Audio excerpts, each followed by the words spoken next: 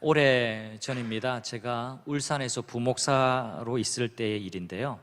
울산에는 여러 해수욕장이 있는데 주전 해수욕장이라고 있습니다. 몽돌 해수욕장인데요. 거기에 그때 제가 30대 중반이었는데 또래 가정 몇 가정과 함께 야유회를 갔습니다. 아이들이 가지고 놀던 공이 파도와 바람에 휩쓸려 가지고 해변이 이렇게 형성되어 있으면 옆으로 이렇게 흘러 떠내려 갔어요. 그래서 제가 헤엄을 쳐서 공을 찾으러 갔습니다. 공을 이제 건져 오려는데 느낌이 뭔가 좀 이상했어요.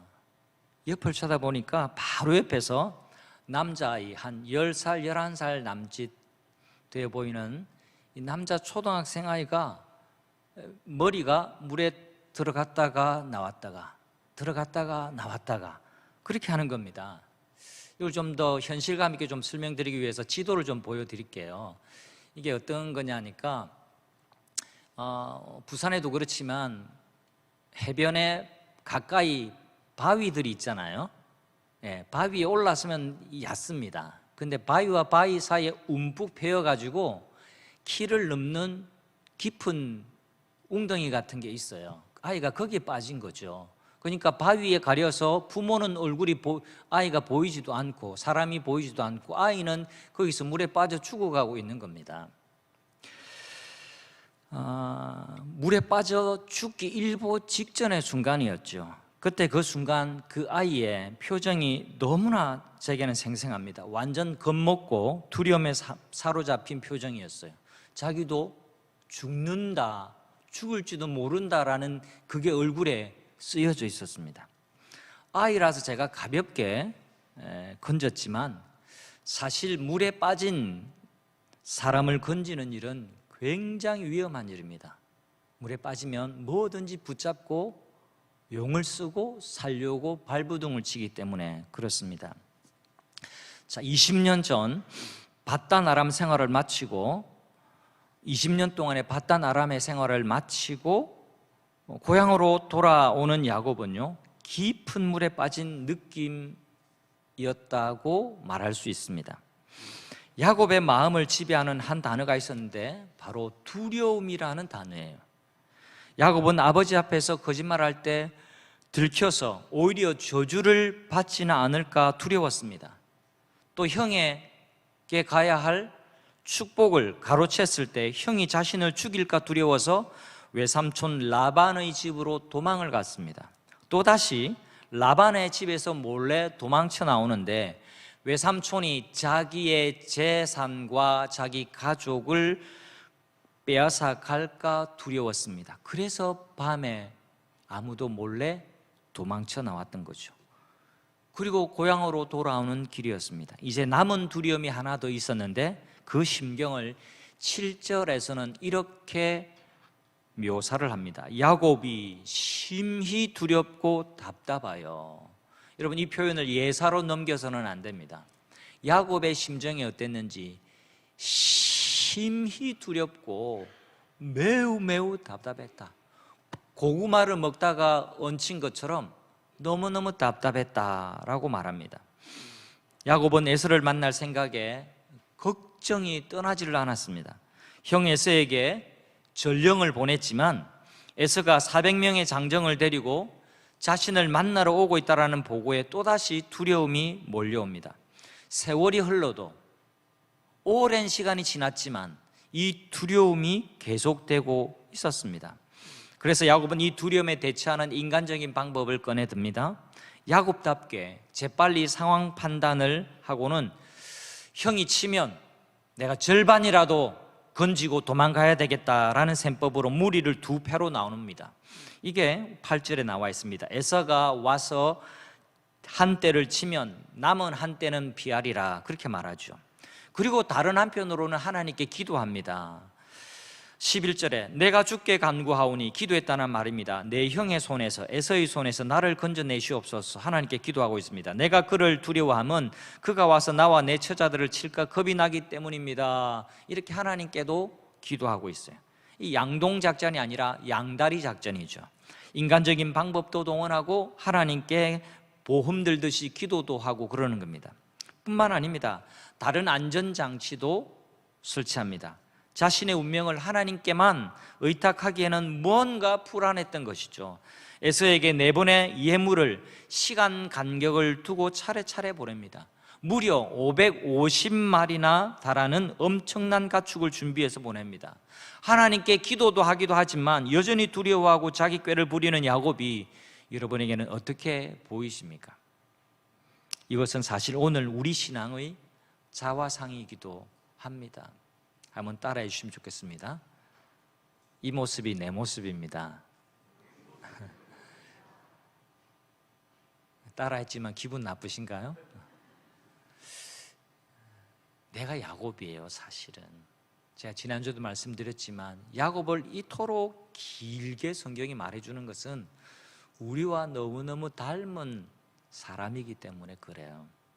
우리도 하나님께 기도하기는 하지만 얼마나 인간적인 생각에 많이 휘둘리는지 몰라요.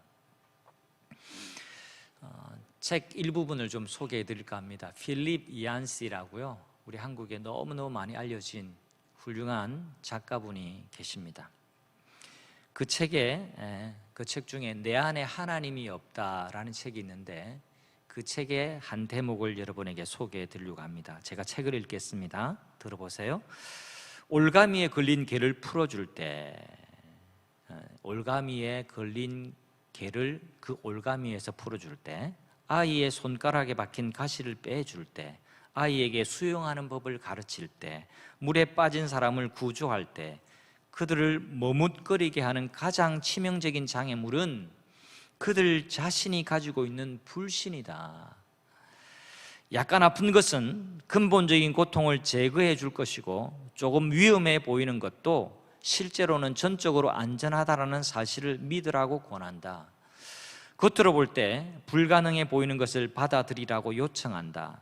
앞발을 올가미 속으로 더 집어넣는 것은 그 속에서 발을 완전히 빼내기 위한 방법이다. 가시를 빼낼 때 손가락이 아픈 것을 참아내면 더 이상의 고통은 없다. 언뜻 보기에 그냥 빠져버릴 것 같지만 물은 저항력이 있어서 몸이 뜰 수 있도록 받쳐준다. 눈에 보이는 것을 무작정 잡는 것만이 물에 빠지는 것을 피하는 유일한 방법이 아니다. 기독교를 받아들인다는 말은 하나님을 전적으로 신뢰하고 믿는다는 뜻이다. 마치 도움을 받는 개와 어린아이처럼 아니면 물에 빠진 사람처럼 자신을 내어 맡기는 것을 말한다. 어떠세요? 동의가 되십니까? 책으로 읽었지만 우리 경험하고도 이렇게 맞닿아 있는 부분이 있습니다. 다시 야곱의 이야기로 돌아가 볼까요? 믿음과 인간적인 방법 사이에서 줄타기를 하는 야곱에게 하나님은 다시 찾아오십니다. 말씀하십니다. 죄인에게 먼저 다가오십니다. 이게 성경이 우리에게 끊임없이 말씀하시는 거예요. 이걸 우리는 은혜라고 부릅니다. 먼저 나를 사랑하시는 거예요. 먼저 내게 다가오시는 거고 먼저 내게 말을 걸어주시는 거예요. 24절을 보실까요? 야곱은 홀로 남았더니 어떤 사람이 날이 새도록 야곱과 씨름하였다. 야곱이 홀로 남았을 때 그 고독한 시간에 그때 어떤 사람이 야곱에게 찾아왔습니다. 그리고 날이 새도록 야곱과 씨름했다라고 말합니다. 야곱이 씨름한 것을 성경은요, 야곱이 기도한 것이라고 해석을 합니다. 여기 씨름이라는 말, 이건 레슬링인데요, 이 레슬링, 씨름이라는 말의 어근을 보면 먼지가 쌓이다, 붙잡다, 이런 말인데 먼지가 쌓일 정도로 서로 붙잡고 격렬하게 싸우는 모습을 말합니다. 날이 새도록 치열하게 싸웠는데 천사가 야곱을 이기지 못했다고 그래요. 여러분, 여러분 구입하신 복 있는 사람의 표지 그림이 바로 오늘 설교를 그려놓은 그림이에요. 라파엘의 그림인데 천사를 붙들고 씨름하고 있는 야곱의 모습이에요. 하나님을 속이는 자, 하나님은 속이는 자 야곱을 이스라엘, 하나님이 다스리는 자로 바꾸어서 사용하고 싶은데 야곱은 여전히 자기를 드러내려고 합니다. 날이 새도록 야곱이 끝까지 고집을 굽히지 않자 하나님은 허벅다리를 치시죠. 여기를 허벅다리를 치셨다 되어 있는데 환도뼈죠. 허벅다리를 침에 쳤다라는 이 말을 만졌다라는 말과 꼭 같습니다. 하나님이 만지셨다라는 의미예요. 허벅다리 뼈가 위골되어서 도망가기가 힘들게 되자 그때서야 야곱이 축복해 달라고 그 밤에 야복강 나루터에 자기를 붙들고 씨름한 그분, 그 천사를 붙들고 기도하기 시작합니다. 자신의 힘이 꺾여야 고집이 꺾이는 거죠. 마치 물에 빠진 사람이 자기 힘을 빼야 구조를 받을 수 있는 것과 같습니다. 노련한 수상 안전 요원은요, 물에 빠졌을 때 가만히 둡니다. 실신 직전까지, 힘이 다 빠질 때까지. 이제 다가가도 막 엉켜붙지 않을 정도까지 되어서 그때서야 구출하게 되는 거예요. 마치 그와 같습니다. 야곱은 힘으로 천사와 겨루어 이겼다라고 성경은 이야기하지만 그의 허벅다리 뼈가 위골되어서 결국 하나님께 축복해 달라고 울면서 간구하였다라고 말씀하고 있습니다. 그리고 놀라운 장면이에요. 성경에 굉장히 유명하고도 굉장히 중요한 대목이에요. 야곱이라는 이름이 바뀌게 됩니다. 이스라엘로 바뀝니다. 새로운 이름을 얻습니다. 이스라엘은 힘으로 하나님을 이겨먹은 이름이 아니에요. 잘나고 대단해서 이스라엘이 된 것이 아닙니다. 호세아서 12장에 보면 성경이 성경을 해석하는데 이렇게 기록하고 있습니다. 한참 뒤에 호세아 선지자가 창세기를 이렇게 인용합니다. 야곱은 모태에서 그의 형의 발 뒤꿈치를 잡았고 또 힘으로는 하나님과 겨루되 천사와 겨루어 이기고 울며 그에게 간구하였다. 그때 붙들었던 그 사람이 천사라고 성경은 해석하고 그때 울면서 그에게 간구를 했다라고 그 씨름을 해석하고 있습니다. 야곱이 이스라엘이라는 이름으로 불릴 때마다 무엇을 생각해야 했을까요? 하나님과 씨름하다가 만져진, 하나님과 씨름하다가 이 다듬어진 옛 사람의 모습을 기억하는 겁니다. 성도 여러분, 제가 재차 말씀드리지만 야곱을 보면서 나 자신을 봐야 합니다. 내가 여전히 하나님께 고집 부리는 모습으로 살아가고 있지 않은지 내 삶을 찬찬히 들여다보시기를 바랍니다. 성경을 볼 때 성경을 보는 것이 아니라 성경 속에 나 자신을 발견해 봐야 됩니다. 빌립 얀 씨의 글처럼 여러분, 우리 다 한 번쯤 그 경험을 가지고 있지 않습니까? 어렸을 적의 기억을 떠올려 보세요. 손에 가시가 박혔을 때는 따끔하기는 하지만 가시를 빼도록 내 손을 엄마에게, 아빠에게, 다른 사람에게 내밀어야 그때 가시를 빼내고 편안하게 생활할 수가 있는 겁니다. 근데 아기 때는 그게 무섭거든요. 가시를 뺀다는 그 자체가 두려워요. 마음이 졸여서 자꾸 손을 안 주려고 그래요. 자꾸 고집을 피우는 거예요. 그게 우리 모습이라는 겁니다. 아파하면서 엉엉 울기만 하고 그 따끔한 그 과정을 거쳐야만 치유가 되는데 그걸 알지 못해요. 그게 아이의 모습이에요. 가시의 고통에서 나으려면 어떻게 해야 합니까? 따끔하는 순간이 있지만 맡겨야 낫습니다. 자꾸 손을 움츠리면서 가시 상처에 침이나 바르고 앉아 있으면 결코 나아지지를 않습니다. 이걸 우리가 기억을 해야 돼요. 그러면 치유되지 않습니다. 여러분이 가지고 있는 그 상처와 그 아픔, 여러분이 침을 바르고 앉아서 울고만 있다고 그게 나아지지 않습니다. 하나님께 가지고 와야 돼요. 하나님께 울며 간구해야만 합니다. 하나님께 내 손을 내밀어야 됩니다. 새로운 이름을 가진 야곱, 이스라엘이라는 이름을 얻은 야곱의 변화가 있습니다. 여러분, 성경에서 이름이 바뀌었다는 것은요, 인격이 변화되고 삶이 달라졌다는 것을 의미하죠.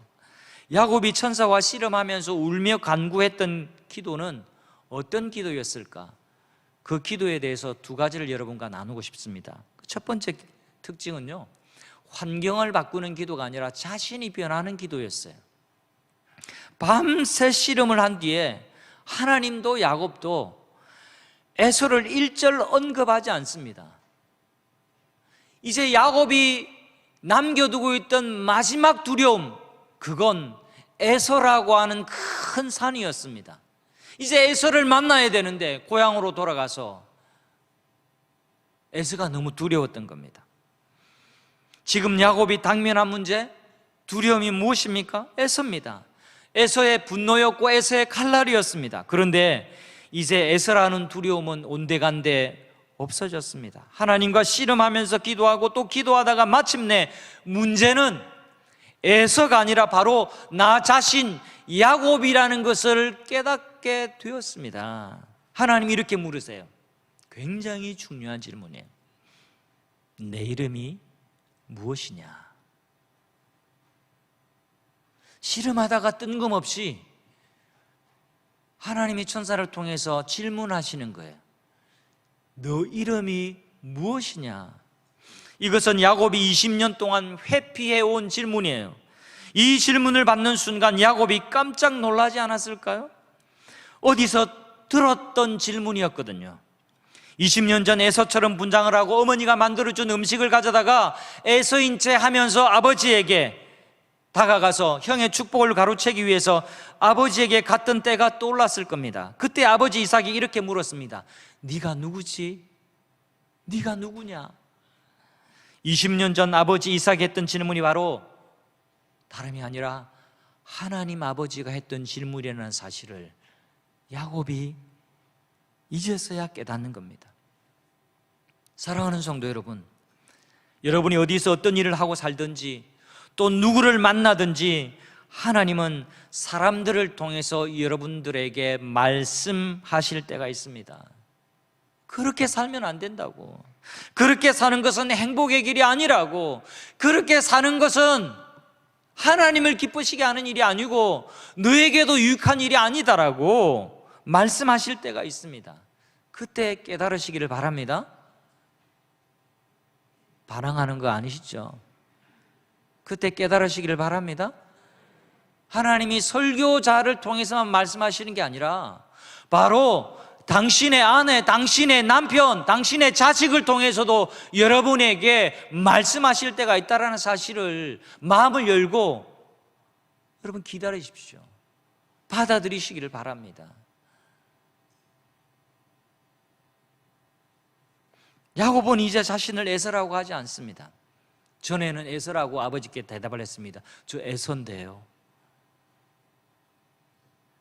저 에서인데요 하고 복을 가로채 갔습니다. 이제는 야곱이라고 대답합니다. 내 이름은 야곱입니다. 내 이름은 야곱입니다. 이제 드디어 야곱은 자신의 정체와 신분을 제대로 밝힙니다. 천사와 씨름함에 간구했던 야곱의 기도에 대한 하나님의 응답은 야곱이 변화되는 것이에요. 에서를 바꾸는 게 아니라 먼저는 야곱을 변화시키는 거였어요. 야곱이 지닌 가장 큰 문제는 다름 아닌 야곱 자신이었기 때문에 그렇습니다. 여러분, 이렇게 하나님의 응답은 우리의 예상을 뛰어넘는 경우가 너무 많아요. 나는 이것 쳐다보고 이것 해결해 달라고 하지만 하나님은 그게 근본 원인, 그게 근본 해결책이 아니라는 걸 아시거든요. 그래서 하나님은 더 근본적인 문제를 건드리시는 거예요. 그리고 그것을 치유하시는 겁니다. 야곱이 직면하고 있던 가장 큰 두려움, 그 두려움의 근원이 다름 아니라 그 자신에게 있다라는 것을 보여주시는 거죠.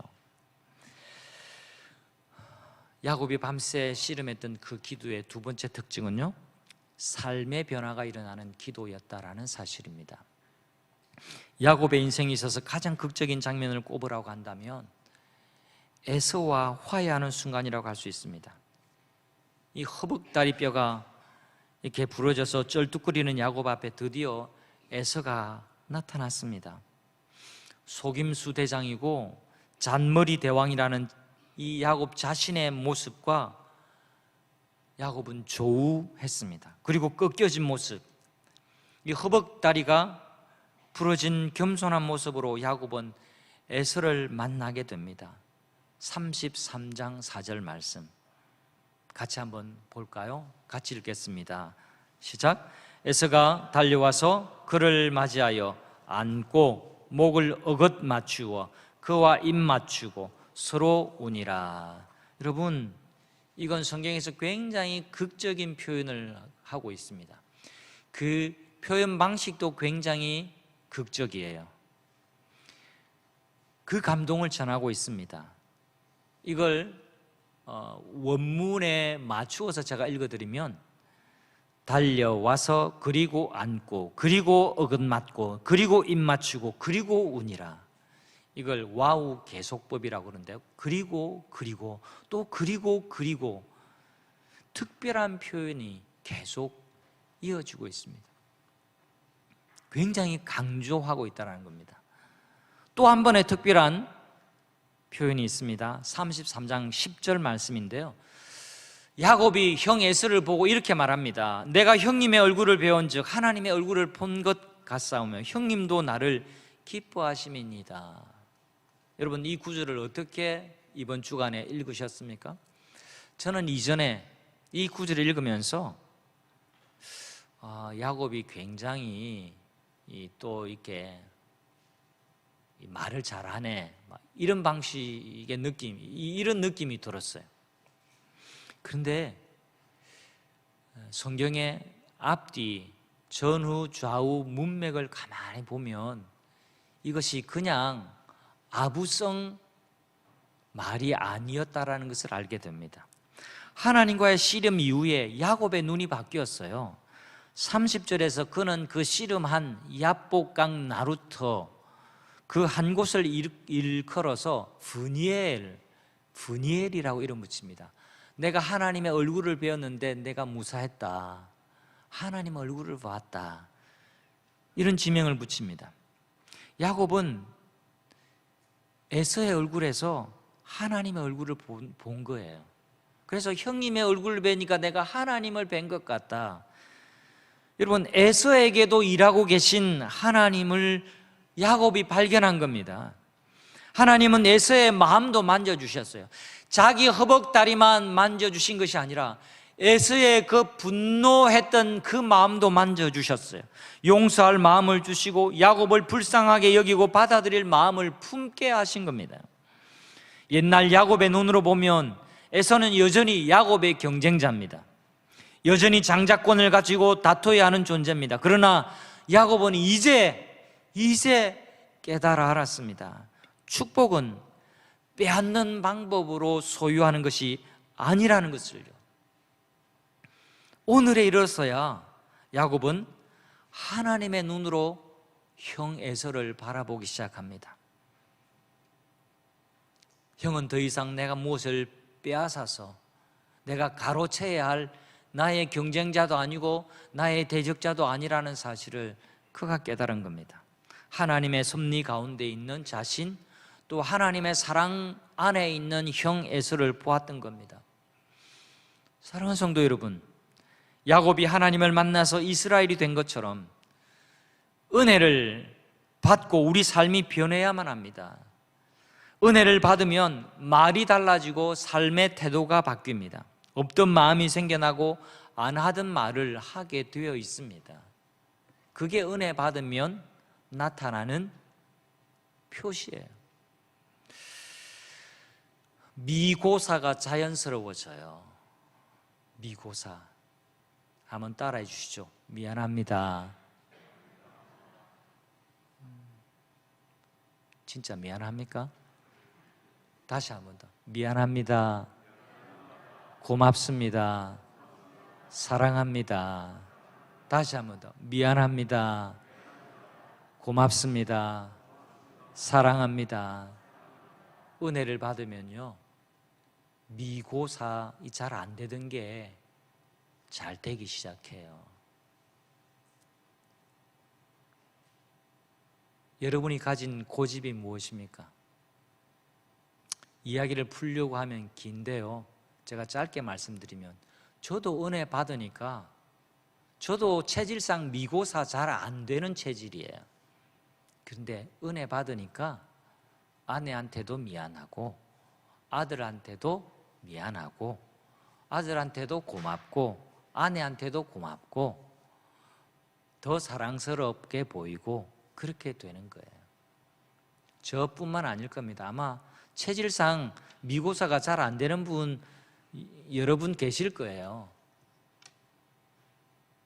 손가락에 자기한테 안 갔다고 마음 놓지 마시고.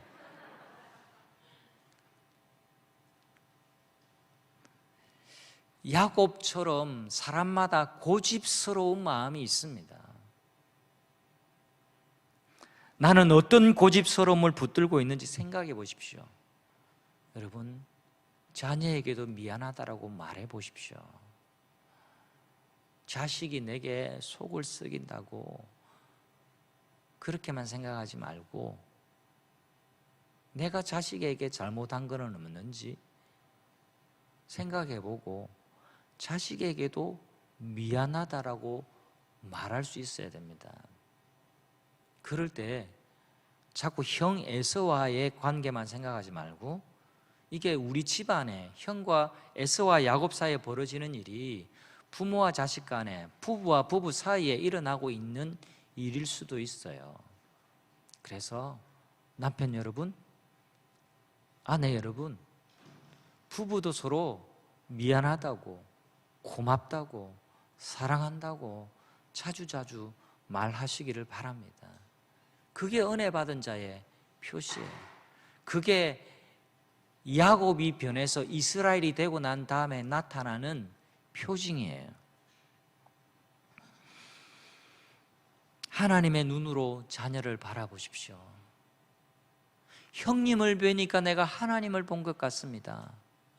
하나님의 눈으로 남편을 좀 바라봐 주세요. 얼마나 고생하고 먹여 살린다고 이렇게 애를 쓰고 있는지. 하나님의 눈으로 좀 아내를 바라보세요. 이렇게 못난 남편 데리고 산다고 얼마나 고생하고 있는지. 아내분들은 은혜 받고 있는데 이 말에 남편분들은 별로 은혜를 못 받는 것 같아요. 하나님의 눈으로 자녀를 바라보세요. 자녀가 내 소유가 아니에요. 내가 섬겨야 할 대상입니다. 하나님의 눈으로 나와 불편한 관계에 있는 그 사람을 보고 하나님의 눈으로 지금의 상황을 바라보십시오. 하나님은 그러하기를 원하고 계시는 겁니다. 우리 인생도 야곱과 같아요. 내 이름이 무엇이냐? 이건 그 옛날 야곱에게만 주셨던 질문이 아닙니다. 네 이름이 무엇이냐? 네 이름이 무엇이냐? 이 질문은 나를 향한 질문이기도 합니다. 이 세상에서 여전히 내 힘을 발휘해 보고 싶고 이런저런 방법도 써보고 싶고 또 내 뜻대로 살고 싶은 존재가 바로 우리예요. 내가 영락없이 야곱인 겁니다. 기억하십시오. 하나님의 자녀인 우리가 이스라엘, 다시 말해서 하나님이 다스리는 사람으로 살아가기를 원하십니다. 그래서 믿음 생활의 풍성함을 누리고 살고 은혜 가운데 살아가기를 누구보다도 하나님이 원하고 계십니다.